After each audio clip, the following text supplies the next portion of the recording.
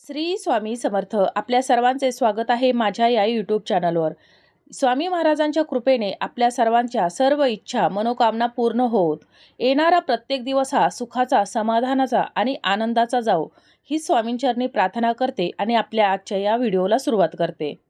प्रत्येकजण आपल्या कुटुंबासाठी, परिवारासाठी मेहनत करत असतो, काम करत असतो आणि मेहनत करून पैसा कमवत असतो आणि हा पैसा आपल्या घरी येतो देखील. परंतु हा पैसा घरात येण्या लक्ष्मी घरात येण्या अगोदरच तिचे जाण्याचे देखील मार्ग ठरलेले असतात. आपल्या घरामध्ये पैसा स्थिर राहत नाही. त्यामुळं आपल्या घरामध्ये ही आलेली लक्ष्मी आपल्या घरामध्ये कशी टिकून राहील, आपल्याला लक्ष्मी प्राप्ती कशी होईल, याच्याविषयीची अगदी थोडक्यात माहिती आपण आजच्या या व्हिडिओमध्ये जाणून घेणार आहोत.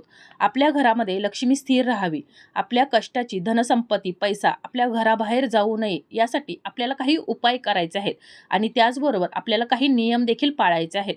हे जे नियम आहेत तर ते आपण जर पाळले तर आपल्या घरामध्ये लक्ष्मी माता सदैव स्थिर राहणार आहे आणि आपल्या घराची भरभराट होणार आहे आणि आपण कमवलेला आपल्या कष्टाचा पैसा हा आपल्या घरामध्येच राहणार आहे, घराच्या बाहेर जाणार नाही. तर त्यासाठी अगदी महत्त्वपूर्ण असे काही उपाय आहेत आणि आपल्याला याचे पालन अवश्य करायचं आहे. तर आता हे कोणते उपाय आहेत आणि कोणते नियम आपल्याला पाळायचे आहेत, तर ही संपूर्ण माहिती जाणून घेण्याकरिता व्हिडिओ शेवटपर्यंत पहा. त्याचबरोबर चॅनलवर जे नवीन आहे त्यांनी चॅनलला सबस्क्राईब करा, जेणेकरून आपले असेच येणारे नवनवीन माहितीमय आणि भक्तिमय व्हिडिओ तुमच्यापर्यंत पोहोचत राहतील. तसेच व्हिडिओ पाहत असताना व्हिडिओला लाईक करायला विसरू नका. तर आता आपण आपल्या घरामध्ये लक्ष्मी सदैव स्थिर राहावी, आपल्या घरामध्ये तिचा कायम वास राहावा आणि आपल्या घराबाहेर ती जाऊ नये, यासाठी काही नियमांचं पालन करायचं आहे. तर आता हे कोणते नियम आहेत तर ते आपण जाणून घेऊया. तर आपण आपल्या घरामध्ये घर झाडण्यासाठी जो झाडू वापरत असतो, तर तो झाडू आपण काहीही झालं तरी उभा ठेवायचा नाही. आपण हा नेहमी झाडू आडवा करून ठेवायचा आहे आणि आडवा ठेवत असताना या झाडूचं तोंड हे दक्षिण दिशेस नसावं. अशा प्रकारे आपल्याला या झाडूला ठेवायचं आहे. झाडू हे लक्ष्मी मातेचं प्रतीक आहे आणि म्हणून आपल्याला या झाडूची काळजी घेणं देखील गरजेचं आहे.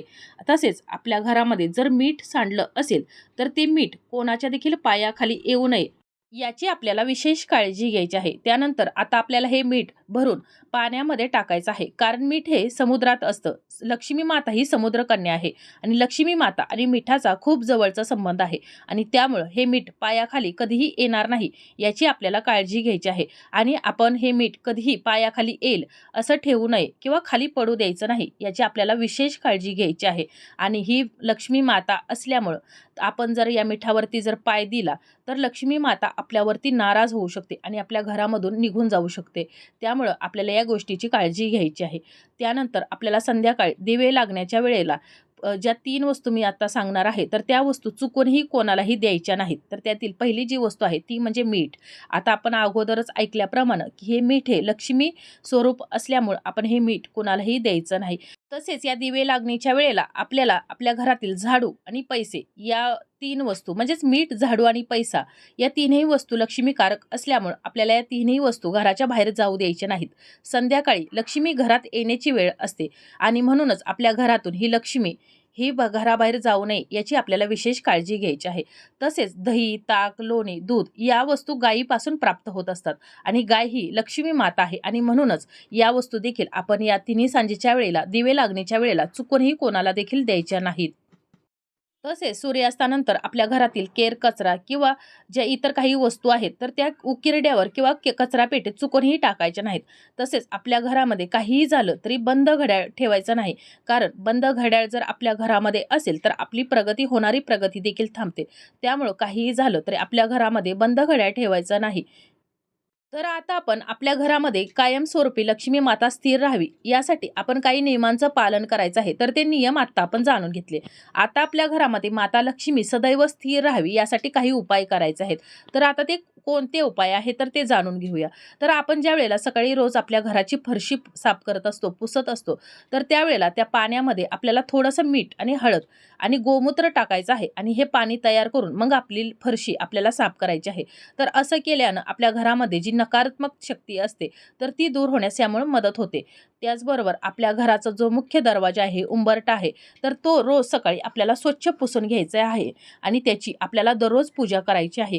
आणि असं केल्यानं लक्ष्मी माता आपल्यावर प्रसन्न होते. आणि या ज्या गोष्टी आहेत तर याची आपल्याला जरूर काळजी घ्यायची आहे. आणि लक्ष्मी मातेला प्रसन्न करून घेण्यासाठी आपण आपल्या घराचा उंबरठा, दरवाजा दररोज सकाळी पुसलाच पाहिजे.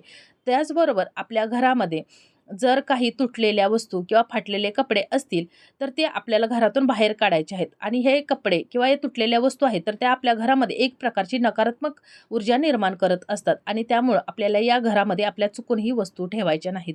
तसेच प्रत्येक अमावस्येला आपल्याला लक्ष्मी मातेला तांदळाची खीर नैवेद्य म्हणून दाखवायची आहे. असं जर केलं तर लक्ष्मी माता आपल्यावर लवकर प्रसन्न होते. आणि त्याचबरोबर प्रत्येक अमावस्येला दूध किंवा दुधापासून बनवलेला कोणताही पदार्थ आपण एखाद्या गरीब व्यक्तीला दान करायचं आहे. असं म्हणतात की दुधापासून बनवलेली खीर जर दान केली किंवा कोणतीही वस्तू जर दान केली तर आपले जे पितर आहेत म्हणजेच आपले जे पूर्वज आहेत तर ते तृप्त होतात आणि त्यामुळं आपल्याला लक्ष्मी प्राप्तीसाठी जे काही अडथळे येत असतात, जी संकट येत असतात तर ते आपले मार्ग मोकळे होतात. आणि त्यासाठीच आपल्याला अमावस्येच्या दिवशी दूध किंवा दुधापासून कोणताही पदार्थ बनवलेला असेल तर तो एखाद्या गरीब व्यक्तीला दान करायचा आहे. तसेच आपण आपल्या हाताची, पायाची नखं ही कधीही काढत असतो. पण त्यासाठी एखादा आपण ठराविक दिवस ठरवायचा आहे आणि एक वेळ ठरवायची आहे आणि त्याच वेळेला आपल्या हाताची, पायाची आपल्याला नखं काढायची आहेत. तर आता ही नखं काढत असताना आपण ही नखं नेहमी मंगळवारीच काढायची आहेत. इतर कोणत्याही दिवशी काढायची नाहीत. आणि तिन्ही सांजेच्या वेळेला म्हणजेच दिवे लागणेनंतर आपण ही हातापायाची नखं कधीही काढायची नाहीत. दिवसा कधीही आपण ही नखं काढू शकतो. परंतु तिन्ही सांजेच्या वेळेला, दिवे लागण्याच्या वेळेला आपण ही नखं काढायची नाहीत आणि मंगळवारच्या दिवशीच आपण ही नखं काढावीत. त्यानंतर आपल्या घरातील देवघरामध्ये आपल्याला श्रीयंत्राची स्थापना अवश्य करायची आहे आणि त्याची आपल्याला नियमित पूजा देखील करायची आहे. श्रीयंत्रामध्ये अष्टलक्ष्मीचा आशीर्वाद असतो आणि असं म्हणतात की श्रीयंत्र माता लक्ष्मी, भगवान विष्णू यांचं आसन आहे आणि माता लक्ष्मी व भगवान विष्णू आपले आसन सोडून कधीही कुठंच जात नाहीत. आणि त्यामुळं आपल्या घरामध्ये या श्रीयंत्राची स्थापना आपल्याला अवश्य करायची आहे. तर भगवान विष्णू, माता लक्ष्मी सदैव आपल्या घरामध्ये स्थिर राहणार आहेत आणि त्यांचा आशीर्वाद आपल्या घरावरती राहणार आहे. आणि त्यांच्या आशीर्वादामुळं आपण जो कमवलेला पैसा आहे, कष्टाची धनसंपत्ती आहे तर ती घरामध्ये जाणार नाही आणि त्यांच्या आशीर्वादानं ती आपल्या घरामध्येच टिकून राहणार आहे. त्याचबरोबर आपल्या घरातील जे देवघर आहे तर ते नेहमी आपण ईशान्य कोपऱ्यात ठेवायचं आहे. तसेच आपल्या देवघरामध्ये आपण लक्ष्मी मातेची दररोज पूजा करत असतो. तर ही लक्ष्मी मातेची जी मूर्ती असेल किंवा प्रतिमा असेल तर ती आसनस्थ म्हणजेच बसलेल्या स्वरूपात असावी. तर अशा प्रकारची असावी. मग तो फोटो असो किंवा मूर्ती असो तर ती आपल्याला बसलेल्या स्वरूपातच ठेवायची आहे आणि त्याची पूजा करायची आहे. त्याचबरोबर आपल्या घरातील स्त्री रूपी लक्ष्मी मातेचा आपल्याला आदर करायचा आहे. मग ती आपली बहीण असो, आई असो, बायको असो किंवा मुलगी कोणीही असेल किंवा घराच्या बाहेरची जरी स्त्री असेल तरी देखील तिचा आपल्याला आदर करायचा आहे. आणि आपल्या घरातील जर स्त्री आनंदी असेल तर त्या घरामध्ये एक प्रकारची सकारात्मकता राहते. आपल्या घरातील स्त्री ही लक्ष्मी स्वरूप असल्यामुळं आपण आपल्या घरातील लक्ष्मीला नेहमी आनंदी आणि सुखात ठेवायचं आहे. आणि आपल्या घरातील जर लक्ष्मी जर आनंदी राहील तर ती आपल्या घरातली लक्ष्मी कधीही घराबाहेर जाणार नाही. आणि अशा घरावरती लक्ष्मी मातेचा कायम आशीर्वाद असतो आणि अशा घरामध्ये नेहमी लक्ष्मी माता ही स्थिर राहते आणि तिचा नेहमी त्या घरामध्ये वास राहतो आणि या घरामधून लक्ष्मी माता कधीही बाहेर जात नाही. तर आता हे सर्व उपाय आपण करत असतानाच आपल्याला अजून एक अतिशय महत्त्वाचा असा एक उपाय करायचा आहे. हा उपाय जर तुम्ही केला तर तुमच्यावरती नक्कीच लक्ष्मी मातेची कृपा राहणार आहे. तर हा उपाय म्हणजेच आपल्याला 108 वेळा लक्ष्मी मातेच्या बीज मंत्राचा जप देखील आपल्याला करायचा आहे. आता हा जप तुम्ही सकाळी देवपूजा करत असताना करा किंवा तिन्ही सांजेच्या वेळेला ज्या वेळेला आपण देवाला दिवा लावतो तर त्यावेळेला करा. परंतु आपल्याला हा 108 वेळा लक्ष्मी मातेच्या बीज मंत्राचा जप अवश्य करायचा आहे. यामुळे लक्ष्मी माता लवकर आपल्यावर प्रसन्न होते आणि आपल्या घरामध्ये तिचं स्थान कायम करते. तर अशा प्रकारे आज मी जे तुम्हाला उपाय सांगितलेले आहेत आणि काही नियम देखील सांगितलेले आहेत. तर हे जर नियम आणि हे जर उपाय तुम्ही जर केले तर माता लक्ष्मी आपल्या घरामध्ये सदैव वास करणार आहे आणि लक्ष्मी मातेची कृपा आपल्यावर राहणार आहे. आणि त्याचप्रमाणे आपल्या ज्या काही आर्थिक अडचणी असतील तर त्या देखील दूर होण्यास हळूहळू मदत होणार आहे. त्याचबरोबर आपल्या घरामधील जी कष्टाची पैसा असेल, धनसंपत्ती असेल तर हे सर्व घरामध्येच टिकून राहणार आहे, घराच्या बाहेर जाणार नाही. तर मी जे सांगितलेले 11 उपाय आणि हे जे नियम आहेत तर ते तुम्ही अवश्य लक्षात ठेवायचे आहेत आणि या उपायांचे या नियमांचे पालन आपल्याला अवश्य करायचं आहे। तर अशा प्रकारे तुम्ही जर हे उपाय आणि नियमांचं पालन केलं तर तुमच्या सर्व इच्छा मनोकामना पूर्ण होतील आणि तुमच्या घराची भरभराट होणार आहे। तर अशा प्रकारे आज आपण जी माहिती जाणून घेतलेली आहे तर ही माहिती तुम्हाला कशी वाटली कमेंट करून जरूर कळवा। श्री स्वामी समर्थांच्या कृपेने तुमच्या सर्व इच्छा मनोकामना पूर्ण होतील ही स्वामींचरणी प्रार्थना करते आणि आपला आजचा हा व्हिडिओ इथंच थांबवते।